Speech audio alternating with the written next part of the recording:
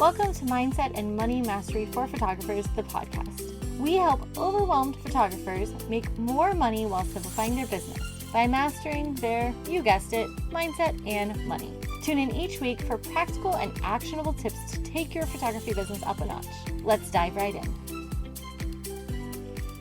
Okay, so today we have Austin joining us. Austin, as in, I always say Austin, the coaching client Austin, because my husband's name is also Austin. So that's now become the joke in our house. If I'm like Austin, and then I have to clarify. So we have Austin on here today. He is one of my coaching clients that is graduating and moving on to spread his wings. And I asked him if he would come on here and do like a little podcast episode where we can talk about his journey, his experience, his business. Maybe he has something valuable to share with you guys today. So welcome, Austin. You want to introduce yourself? Thank you. Yeah, thanks for having me. I can see how the Austin thing gets quite confusing back and forth. So I am from Denver, Colorado. I have in the past primarily photographed weddings, but reached out to Karinda to help me with my family portrait side of the business and get that going. I love that. So I think you found me on the podcast. Is that right? Yeah. Can I say the name? Yeah. Yeah. It was the Photo Biz X podcast. You did an interview on there. And Okay. I loved what you had to say. I've listened to them for years and I just really clicked with what you were talking about. Yes, I love that. So you listened to that podcast and then did you go find my podcast next or did you just contact me right away? I think I researched into you. I don't think I went straight to your podcast. I think I started looking you up and making sure you were a real person. You know, the typical stalking that you do for you hire a coach, you know? Yeah, appropriate for sure. And that's what I was talking to Corey, one of our other coaching clients. And she was like, I went and listened to all the podcast episodes because I wanted to know what you thought about things. She's like, that's how I knew that was the right choice for me. Awesome. I love that. So you hired me because you were wanting to transition more into portraits and kind of figure out how to make that work in your business. So what kind of has been, or what was pushing you to lean more into portraits? I think that would be that it's my stage of life is that starting a family. I have 2 kids now. So I have a 2.5-year-old boy and a 1-year-old girl. And I found myself that weddings, I was at the age of weddings when I was shooting weddings and now I'm moving to the family side. And so now I'm kind of transitioning to families. Who knows, maybe one year I'll do seniors or, move on to the next thing. Which you would think is kind of strange because you shoot horses, I do families. And it's like, well, what did you connect on, Austin? I think what it was what you talked about, how you bring the client through the client journey and experience more so than what we shoot, because what we shoot is so different, but it's how you talked about how you bring clients through that experience is what really clicked with me. Yeah, I love that. It's funny. I feel like business genres change with your phase of life. So I am the same way. I did weddings when I was getting married, freshly married myself. Then I did newborns. I don't know where that came from because I didn't have a kid. And I was actually terrified of babies when I photographed newborns. Every time a mom would hand me her baby when they came into the studio, I was like, oh no, I'm going to break it. So that was kind of weird. But I still loved photographing newborns at the time. And then I shifted back into horses, which is kind of where I started before weddings. So yeah, it's interesting how seasons of life. I was thinking about that last night. I was like, I wonder if everyone gets that 5-year itch where after doing the same thing in your business for 5 years, you start to feel a little restless, ooh, I need to do something different, or I need to change, or something needs to be different. Do you think that you got that itch that you needed to do something different? Were you getting bored at all with weddings, or was it just a phase of life thing? I think it's both. It's phase of life and two, working 8, 10, 12-hour days on weddings, it's a lot. And being away from your family on the weekends, it's getting tougher and tougher. Yeah. And who knows, maybe I'll transition to equine if my daughter gets into, equestrian stuff. Maybe in a couple of years we'll be working together again when my daughter's, doing equine, riding equestrian and doing that kind of thing. I'll be back. I can see it now. You're gonna be like, I photographed my first horse, Karinda. I just had to do it. I couldn't say no. Yep, exactly. I love that. So was there a point in time when you kind of started to realize I could make the same amount of money from one portrait session as I could a wedding? Yeah, definitely. And that kind of came from initially listening to that podcast that I was talking about, learning more about other sides of the industry and getting to hear.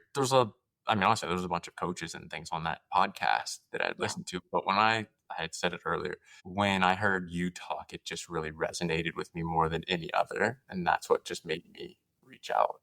Yeah, I love that. So what was the process like of you digging in to the program? And I'll add a side note that Austin was in our Master Your Mind and Money, which is our higher ed coaching program. That's super intense. It's a lot. What was that like for you kind of diving into it and starting to go through and watch the videos and learn? It's like starting over almost. Like you get into the first ones and you always want to like jump into like, okay, how do I start making money and like doing this part? But you start from the beginning, you talk about the whys and all behind the scene parts so that Mhm. you build a good foundation. And then you work into the sales processes, the pricing and all your self-doubts and that kind of stuff, the other parts of it. It was really good for me because it's such a big change Yeah. that it was really nice to get into, I guess, getting back to the basics and starting from the beginning. It felt like, and stripping away everything that I thought I knew about my business and building that back up. Yeah. So was there anything that surprised you the most? Oh, that's what surprised me the most. That's a big question. Yeah. I think coming from weddings and doing kind of more of like a shoot and burn, although I do have, um, I did sell albums at the time. Mhm. I think it's finding out that clients do value your work and that you have to find them, but that they're willing to pay for me, right now, $2,000, $3,000, like Right. for, for, for photography, some images. Yeah.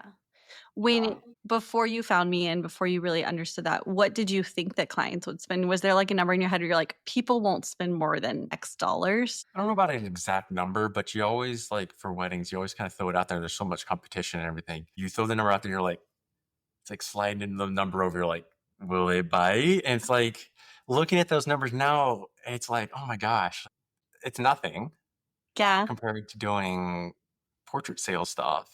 Yeah. But to answer the question, there wasn't exactly a number that I thought that was like, "Ugh, that's a lot." Yeah. So how do you feel about the difference in what your clients are spending now versus what you thought was possible or what you were doing beforehand? I mean, I feel like it's almost normalized now.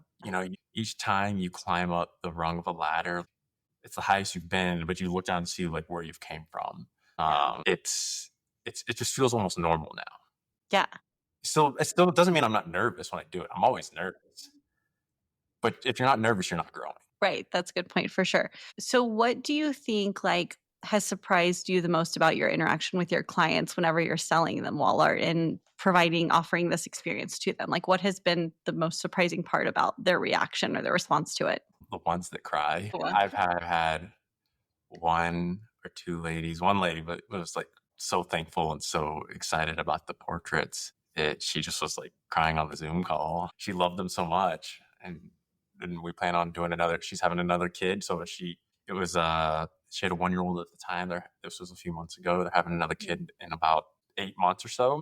Mhm. She's already reached out about doing another portrait session That's amazing. with the family.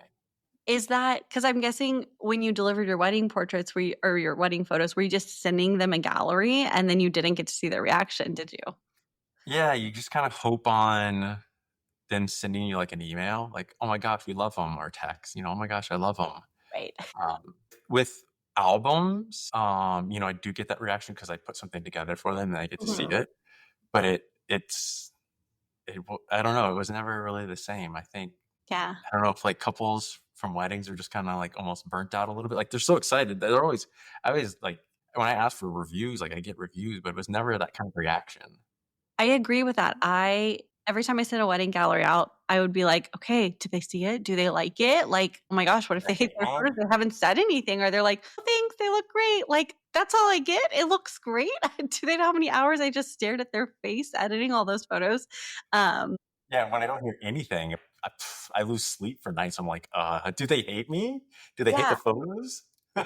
That is an interesting point about the thing that you really love is that now you get to see your client's reaction to your portraits. I kind of feel like that's like a drug for me now. It's like the best part of it for me is getting to hear that the clients actually like what I create. Was there any fear around like how people were going to feel about narrowing down their photos with you? Or did you have any like hesitations about going into that process? Oh, that's a good question. Did I have fear about them liking? So I still do kind of sometimes have a little bit of fear. I think because what I create for them is I put my heart and soul into it. And like, I want them to love the images as much as I love them. Because for me, when I create these, like when do shoots for my wife, for other kids, like I just did one for Mother's Day. I love those photos and she loves them so much. I want my clients who see those photos to love them just as much. So there is a little bit of fear when when I go into the Yeah. reveal, like, are they going to love them? And the vast majority of them have been, as you would call them, kind of like over lovers. Yeah. I would say maybe a lot of just writers. I haven't really run into too many unders. I think my personality kind of attracts like over and Yeah. just writers. I love that. Um, Yeah. how do your clients feel about the process of narrowing down photos? Because a lot of times I hear photographers say like, I'm so scared to like make my client narrow down the photos, or I feel like I'm robbing them by making them narrow down their photos. Do you think that's the case, or do you think your clients appreciate that you're sitting there and guiding them through that process? My thought on that is when I look back, because my wife and I have gotten shoots done every year since we got engaged. So we've Mhm, been married for it'll be 5 years this year, 6 years mhm. this year. And I've noticed that like have always gotten like digital galleries. We only ever print a couple of them, to put on the wall. So for me, when I am helping my client narrow those down, I know that a vast majority, usually people don't even touch them in their wedding album or in their wedding galleries, like digital galleries. People don't really download, but a few of them, their very favorite ones. So I'm just helping them get to that point to select their very favorite ones that are also going to look the very best on the wall. So I've never really had an issue with that because that's how I feel about it. It's like Mhm. they're really on a wedding gallery. If I return 700 or 800, there's like 3 or 4 that are just like those are the ones they want on the wall. And so no, I don't have an issue too much with helping them narrow it down. Yeah, I love that. That's important. I think I had someone I was chatting with a few weeks ago and they said like I feel really bad asking my client to narrow them down. Like I want them to have all of them. And I was like I actually feel like by giving them all of them, we're actually doing them a disservice because then they're overwhelmed and they might not even ever get to the few that they really love to display in their home or to print out or to look at because they're just like stare at them for hours and then they just close their phone because they're like, "Ah, I don't know which one." And it's paralysis Yeah. analysis. Yeah. When there's too many, Mhm. you don't tend to make a decision. When you Yeah. have limited choices, then I think you're better at making decisions. So that's actually one part of this whole thing that I've not really had too much of an issue is helping people narrow down on this stuff. But I could see how people could see like, oh, I want them to have everything. Yeah, for Sometimes sure. if it was me and I was the client, that's a disservice to me, I feel like. Mhm. Yeah, for sure. So talk to me a little bit about the selling part. Do you feel like you're selling really heavily on your Zoom meeting where you're doing your reveal and selling, or do you feel like a lot of that comes into play elsewhere in the process? It comes into play from your teachings before we even get on the Zoom meeting. We're doing all of that. Yes. That doesn't mean I'm not still nervous. I'm always, it's a good nervousness. Yeah. But no, I feel it makes it much more easy when you just say everything up front. Yeah. It can be tough, especially that first initial call Mhm. when that's when a lot of your clients, will say, oh, maybe like, no, that's not for us, that kind of thing. I have to always remind myself that like that's when you want to get them, to make the decision if we're the right fit with each other because you don't want to do them the disservice of them finding out later on. Yeah. And I'm not perfect at that. I'm definitely getting better. Going back and watching a lot of your videos has helped me refine some of the things. I'm really good with those kind of videos, like rewatching and watching that kind of stuff. But no, once we get into the sales part, like they should know and have an idea. Yeah. Is it less salesy than you thought it would be in the beginning? Were you like ever concerned, like, I know I want to sell products, but like, ugh, you were grossed out by it or anything? Or were you always like, we'll see how it goes? A little bit of both. Yeah. I think now that for me, what I had to do is also have some of my own massive prints in my house from some of my shoots Hmm. that I did. And now I really appreciate those. And that's helped me say, man, everybody else needs to have this in their home. Because I have two huge prints. I think 40 by 60 of my kids Mhm. upstairs, or 40 by 50 of my kids upstairs, one of each in our dining room. I love that. And having that made me appreciate it and made me want to give other people the opportunity to have that as well. Yeah, I love that.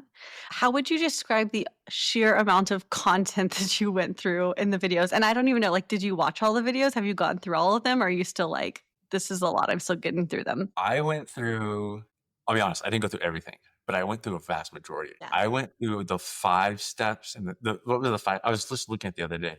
The Yeah, 5 5 steps to steps. alert. Yes, and then the 6 steps ones Uh-huh. multiple times. Amazing. I love that. Yeah. What and then after that is the marketing side. So I always say, like, you have to fix your pricing, your base of your business, your client experience before you market yourself, because you don't wanna market yourself and get more poor quality clients or clients that aren't spending money with you. So for the marketing side of things, how has this changed the way you're marketing your business? So, I have I've really dived deep into the farmers market stuff, Mhm. and I'm trying that out. I can't speak on it quite yet because I've only done one. Yeah. I was supposed to do it this past weekend, but actually got really sick. Our whole family was sick this past Oh, weekend. We're no. all recovering, but I'll be at the next one this coming weekend. Mhm. So I'll have to report back. But I've really dived headlong into it because I've been to our farmers market before a number of times, and just the people that are there seem like the clientele of people that I kind of want to be around. Yeah. And the first one I went to, I felt like it showed a lot of potential. I talked to the people who worked them, and they said, "Look, it's the really slow season for it. Once it gets into the summer, in the next Mhm. month or so, it really picks up." And I got good vibes from it. I've had some conversations so far. We talked a little bit about this the other day, and so, but I'm still really in the beginning of that. But I've really diving deep into that part. Yeah. Of the marketing side. I'm Yeah. gonna kinda see where that takes me. Yeah, I love that. Events are such a big part of my business. I feel like this cool part about it is there's something different about talking to someone face to face. I'm And much better face to face.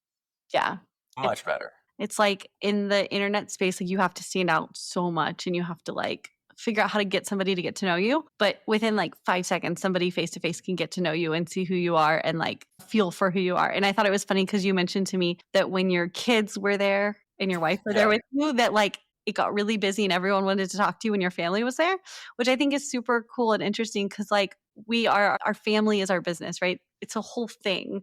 And I think it's really cool that, like, you noticed that that even made a difference at the farmer's market too. Thankfully, this farmer's market's really close by. They are coming to every one of them between their naps because my 2.5-year-old and my 1-year-old daughter were there, like, it was like we were the talk of the town. It's like we had puppies at our booth or something, and other families were coming up and talking. I was like, "What the heck? Am I chopped liver just, like, here by when I was there in the beginning by myself, and the family came, and then they left?" And it was just me. It was just like, people walking by every once in a while. When the family was there, it was like it was hot. It was the place to be. So Wait till your 2.5-year-old's, like, 4, and then your 4-year-old can sit there and my child now, when I'm at events, he'll sit there and be like, "Does your horse want a cookie? Do you want a sticker?" And so he'll, like, sit there and ask people when they're walking by, he'll be like, "Do you want something? We have stickers. They're really cool. You want a sticker?" So funny. He, like, haggles people. I don't really do that when I'm sitting at events either, but I'll just be like, "Hey, Kai, ask these people walking by if they want a sticker." I'm doing it. Works like a charm. Give your kids some fun stuff to give to people, and, people can't say no to kids. I love Um, that. yeah, so I really love that. So, where do you see your business going forward from here? Like, what is your vision of where you're going, or how do you think this is gonna change the 10-year goal plan of your business from here? So the biggest part is I'm starting to push away or move slowly away from weddings. It's still kind of like my bread and butter, like safety blanket, I guess you could say. I Yeah, should say bread, but it's more my safety blanket, like I know in 9 months I have this money coming in. Like, yeah, we hold on to that feeling. But mentally I am pushing towards the family portrait stuff, IPS. Um, and looking in that direction and moving everything towards there. Currently, with my marketing stuff is like I said, the farmers market, and then I've also been doing a lot of auctions, and that's currently where, like, since I've just started the farmers market, auctions have been where most of my business stuff has come from. yeah. I love that. And I always say, like, when you're building your business or you're trying to go into a new genre, you kinda have to make your own momentum and pull the people in. until the organic trickle of people comes in. But you have to Yeah. be so strategic in the way you do it that you don't devalue your brand or you don't do something that a year or 2 down the road is gonna kick you in the butt, right? You wanna always make those really good strategic long-term strategies in marketing because Uh, it does take time. Like, I genuinely think that it takes 3 years to really get that organic trickle in of business, and those first few years, you kinda have to fight to pull those people in and get that momentum going, and then things start to take off and it gets easier. But those first few years are so important to just go out there, pull the people in, and not just sit there and be like, well, nobody's booking. I guess nobody wants me. I guess I'll just lower my prices, or I guess I'll just stand on a street corner and be like, who wants photos? Like, that's something really important, I think, that I try to harp on and try to tell people is like, just keep going in those early days. Use those smart strategies like you talked about, like going to events, using the silent auction strategy to just kind of get the people in. yeah, I'm trying to get, I don't know who said this. I'm trying to get more no's, meaning that I'll get more yeses. Yeah. I'm just like trying to figure out those like, okay, what can I get into? What can I do to where I can get more no's? That means I'll get more yeses. Yeah. You know, it's just a numbers game with talking with people and that kind of stuff. Because it Right. is, it's tough bringing people in currently. Mhm. But I do have that experience from like weddings where when I first started, man, I was like working every night. Whenever I had a previous job, I was working every night after work, like for hours. Like, okay, working on marketing, working on my website, working on everything I could, doing styled shoots, doing second photography gigs. And so I know that build up to then it like gets easier. You get past a certain point, like, okay, that's a little easier. Yeah. So it's good to hear that because that's something I do need to hear, you know, for the future. It's like, okay, it's not going to always be, it's going to be a hustle, but like not as hard as I'm going right now. Right, and there's like and I think there's so many people that get so, like, disheartened in that building phase that they're just like, "Well, people aren't banging down my door," and it looks like because social media is great at making us feel like this, it looks like that all these other photographers in the Facebook group have all these clients, and they're so busy, and they're always booked, when social media has a great way of deceiving us and making us think that other people are more in demand or more booked out or things like that than they actually Uh-huh. are. So then we start comparing ourselves to. I don't know if you've noticed that about yourself. I feel like that's probably women probably deal with that more than men do. But there is that thing where you see other people and you're like, they're doing it and I'm not. I must be failing. No, I mean, I think every photographer feels that way. I do. Yeah. You know, you see these people with these insane photos. You know, I think of weddings because most of my feed is still wedding Yeah. stuff. You know, and you look on Instagram like, how can I compete with that? But Yeah. then somebody reaches out again. You know, Yeah, and I think this crazy part and I think this is really bad in the wedding world too, is that so much of what you see on social media from other photographers that look like they're doing all of these cool things, it's just all fake. It's styled shoots, it's fake model call outs, it's them working for free, hustling their butts off to make no money yeah, for having the cool feed that is featured on the wedding blogs. And that to me is like, it's the most infuriating thing. And it doesn't really do any of us a whole lot of good, and it doesn't even do your real clients any good because when a real person comes to you and you're like, "Oh, I have to pose a real person, it's not a model now," and then it's like, "Crap, what do I do?" yeah, yeah. Especially with the styled shoot stuff. I think I mentioned that earlier. I did like one way back when I very first started. And I was like, first off, this is my style. Secondly, like if somebody sees this and I can't reproduce like them sitting out in a field having a picnic with all these nice things and it's car like is that who I am and what I do? No. So that was like a one and done thing. I was like, nah, I shouldn't be doing that Yeah. ever again.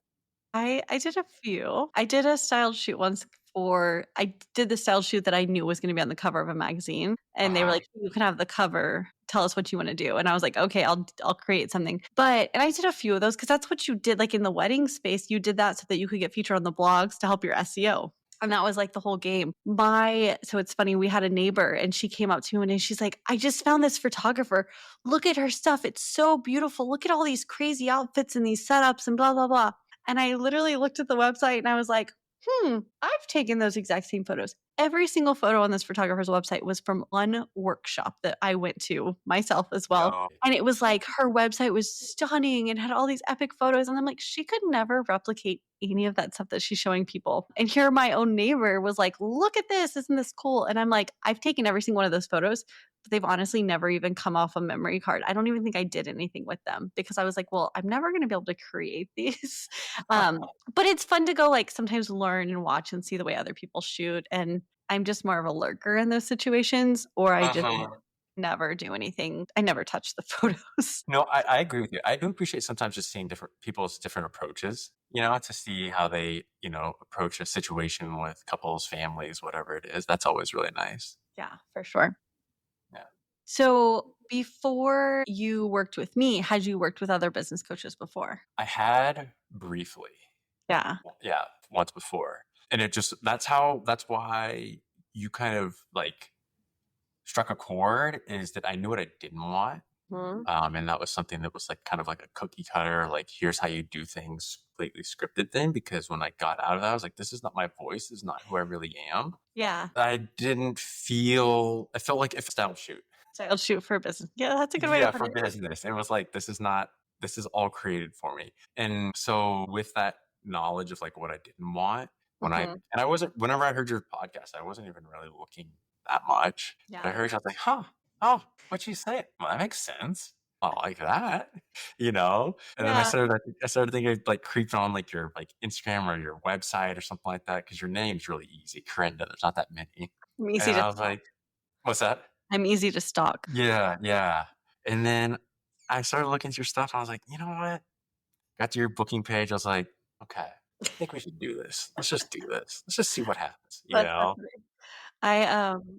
I, so, okay, on that note of the cookie cutter thing, were there any moments when you were like, "Dang it, I wish she would just give us the thing and just hand it to us so we had it," versus the way I teach is very much like, "Here are the steps you need to take to build it, and here's why you need to build it that way. Now go build it yourself." You give like for me at least, just like Mhm, the right amount of push and like information.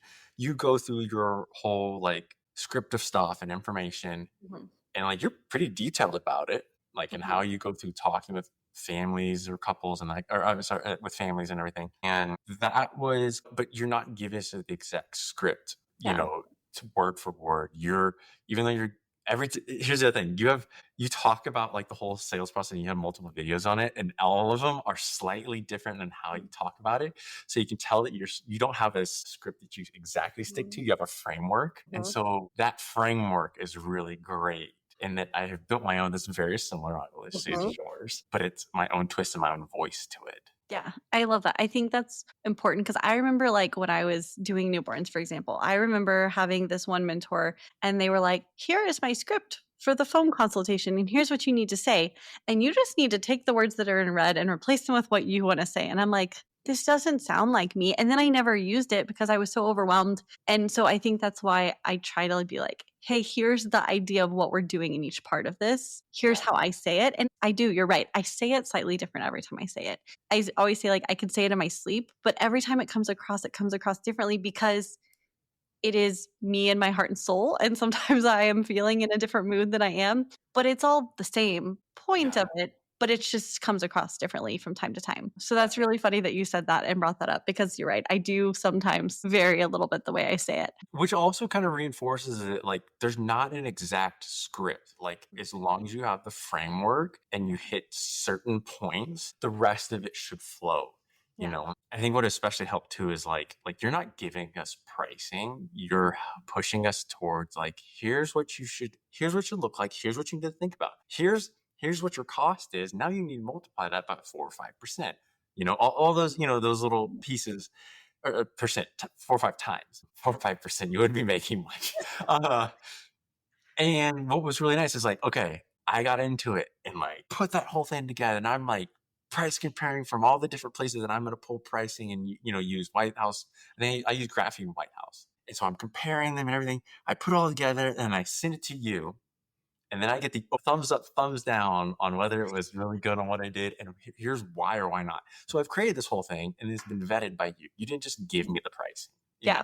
So I Yeah. feel more confident with it. Yeah. I love that. So you were one of the people that showed up to, like, all the Q&A calls. You were like Yeah, the Q&A call leading student of the year. What I'm were with my those award. what were those Q&A calls like for you, or what was the value with those for you? What I really loved is, so I'm working on my own part of my business, but I loved hopping on hearing other people's questions that are in different stages of it Mhm. because they had questions that I didn't think of or know to think of, to ask that kind of thing.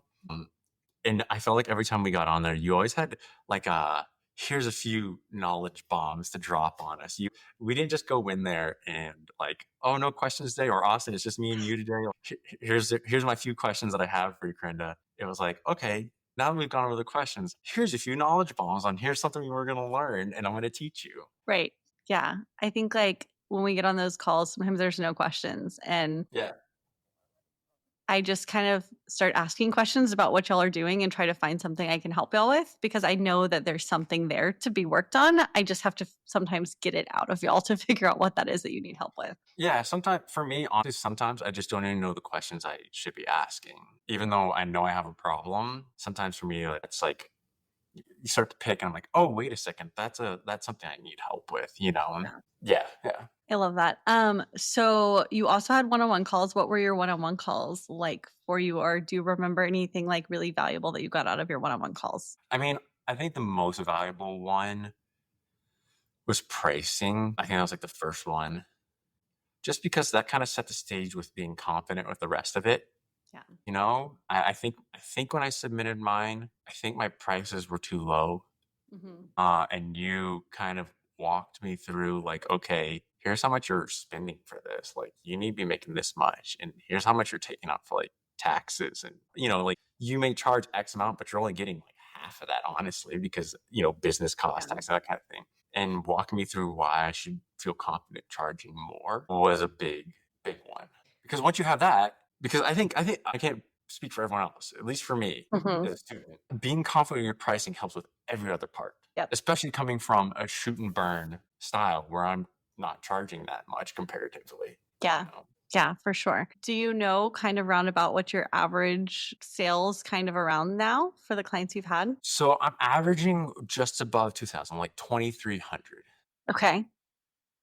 I'm selling some small wallet stuff. I think part of that is just getting more confident Yeah. in what I'm doing, and I'm getting there more and more. And like we had talked about, I need to work on my album sale part with the our wall art, So Yeah. Once you get that album on there, you're like 4 grand easy. I've got it. I've got it. You've got it. So, I yeah. talked to Corey earlier, and she said she hadn't sold an album in like 10 years or something crazy like that until she started the coaching program with me, and now she sells albums all the time. So maybe you just need to have talk to Corey. Well, the chat. Corey, what's your secret? Yes, because that's the thing. Like, you can get to like that $2,000, $2,500 easy just with wall art, but if you're missing the album sale too, then that kind of takes your sales to the next place, which will Yeah. be it's just one little piece that's missing that you got to figure out. One little thing that can make the difference, and then all of a sudden it unfolds, and you're like, oh, every client's spending $4 or $5,000 now. Yeah. So I love that.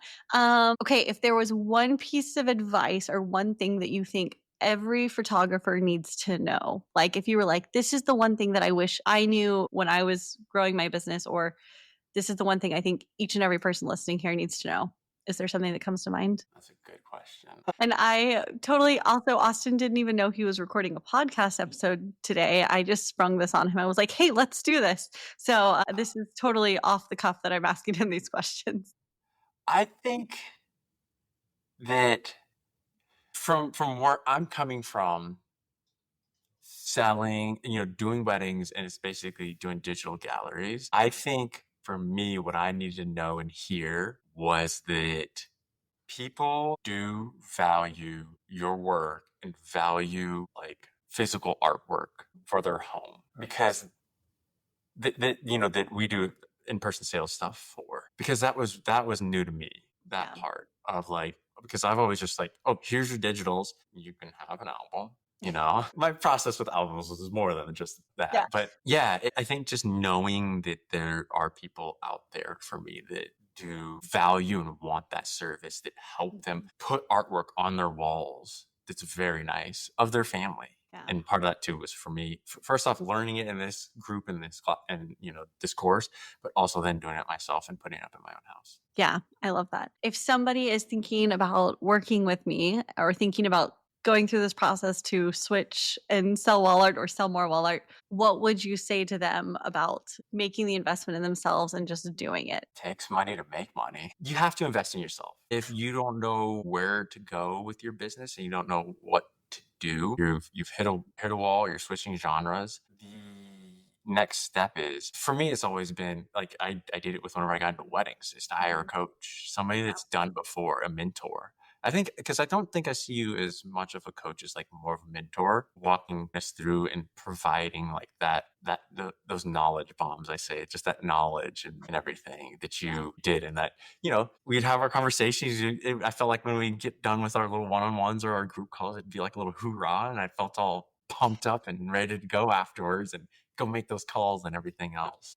Yeah, that's how I say it. I like to give people the good kick in the butt in a nice way to go do the thing and to, like I think we all need that encouragement, and I think that's the difference too in, like, buying a course to work through versus Yeah. having a coach or a mentor that you're working with, and I always say, like, I am I have courses, but the courses are just how I get you the knowledge that's in my brain. The real magic happens on the group coaching calls or your one-on-one coaching calls or through the support channels because you need the knowledge, but then you also sometimes need someone to look at you and say, "Hey, Austin, for you, I really think you should consider this." Or have you thought about it like this? And somebody that actually kind of knows what you're doing in your life and where you're at in general, not just a total stranger, because I think that also makes a difference. Like, I try to get to know y'all and your situations and your lives and where you're at, and understand that somebody who has 2 young kids at home versus somebody who has grown kids that are out of the house versus a single person, like, everyone's lives are different, and not Yeah. everyone's business is the same. And I mean, just to that example, some of the curriculum stuff in the course was going and finding your money and doing the farmers markets or the markets, those kind of event things. And I read through that, took a bunch of or watched the videos, took a bunch of notes and everything. But then we hopped on, I think it was a group Q&A call, and you really helped me hone that to make it much more personal and much more actionable for me. So I had read that stuff and I have the notes sitting over here. And now when I look back at them, and then with the information you give me, I'm like, okay, yes, I need to hop into that. I need to do this. I need to make sure I have that my setup is set up this way, Right. that kind of thing. Yeah. So yes, having a person is so much is X just than, just courses. Yeah. You know. Yeah, I started becoming the course person who'd buy the courses and I never watch anything because I was like, I would get frustrated or I'd get overwhelmed and then I would just like shut it down and never look at it again because I was like, I need help, but who do I ask for help? Which is part of the reason I was like, I don't want to be the person that just sells a course to somebody and is like, here's the course, you're on your own, figure it out. It's just not my MO of what I love to do. And people are always like, hey, will you sell your course by itself? And I'm like, I really want you to have my help as you do it because that way you're more successful with what you do. So, yeah. I completely agree with that. Yeah. Awesome. Well, is there anything else you feel like you need to share with the world or tell the world? And if not, will you tell everyone where they can find you so that way they can follow along with your journey and your business? Yeah. So my most of my photography stuff is on my Instagram. That's just Liberato Photography. You'll see a lot of wedding stuff on there, but it's slowly becoming more and more family on there. So it'll slowly be changing. But besides that, I mean, this whole coaching stuff helped me a lot, put me in the right direction, and made me feel more comfortable stepping away from the wedding side of things because it's really difficult, I think, to change gears. At least it was for me, and feel comfortable doing it. I need somebody's help, and I knew that. Like I couldn't just do it myself, and it has made me feel more comfortable. And now I'm just working on all those little goals that we put together and working towards everything. Well, hopefully in the next few months, I can get my sales up to 5, 6,000 more. And I'm feeling more and more confident as I go along Yeah. with each sale and everything. Yes. Because that was my biggest thing, I think. It's just, man, before a call, getting pumped up, gotta do some push-ups, like gotta get the blood flowing. Like even though they've been sold, and I've talked about pricing and all this other stuff Yeah. beforehand, and it's not IPS. Me, I'm just a worrier. That's just not what I do. Slowly get more and more comfortable. I love that. You gotta get pumped up. You can Yep. hear my voice in the back of your head. Just good on the call. It's gonna be fine. My wife knew your voice because I listened to the podcast. Uh-huh. Once I was in the course, all the podcasts you get, because they were always just playing. They're like, "Is that Karinda?" I was like, "That's Karinda." Right. It's the weirdest thing to have people be like, "My spouse knows exactly what your voice sounds like." I will say I think it's really funny because my coaching program is all like unicorn and sparkles and rainbows or whatever. But over the last year, I've had like a decent group of men who've joined my coaching program. And I kind of laugh because I'm like, I talk to people like at imaging or like trade shows, and I'm like, I talk to men come up and talk to me, and I'm like, I promise, although it's very like unicorny and purple and hot pink, like I do have a lot like male coaching clients too. And there is a place for you in here because I'm always afraid that my brand like turns men away because it's the unicorns and hot pink and purple stuff. I don't think I noticed. I You don't don't even know. That's I funny. think I think because I heard you first Yeah, and knew your didn't matter. yeah, then when I got to the website, it's like, "Oh, okay, cool. He likes the Yeah, unicorns, cool." you didn't notice it. That's good to know. I love that. Well, it was so good chatting with you. And if any of y'all are ever in Colorado, y'all need to reach out to Austin to do your family portraits or your couples portraits somewhere Yeah, epic let's do for. it. He does really cool studio stuff too. We're going to probably make a trip to Colorado this winter, and I'm going to figure out how to get Austin to take our family portraits because we have not had family portraits this year and we are much needed. So make sure y'all reach out to him if y'all are ever in the area. I'm sure he would love to connect and photograph you and your family and create something epic and sell you some wall art. Yeah. I know David, some epic locations. that's the problem as somebody who convinces people to charge more money is that it backfires because then the people I'm around start charging more money and it costs me so much more to work with them. Like even the person that does my hair, I convince her to charge me more money. And then all of a sudden I'm paying double what I used to pay. So, Sign. well, it was great chatting with you. Thanks for being on here today. And I'm sure we'll see you again soon. Yeah, this is fun. Thanks. Thank you so much for listening. If you enjoyed this episode and you'd like to support the podcast, please make sure you share it on social media or leave a rating and review. As always, you can check out the links and resources in the show notes over at masteryourmindmoney.com. To catch all the latest from me, you can follow me on Instagram at masteryourmindmoney, and don't forget to join our free Facebook group, Photography Business Tune-Up with Karinda K. Thanks again, and I'll see you next time.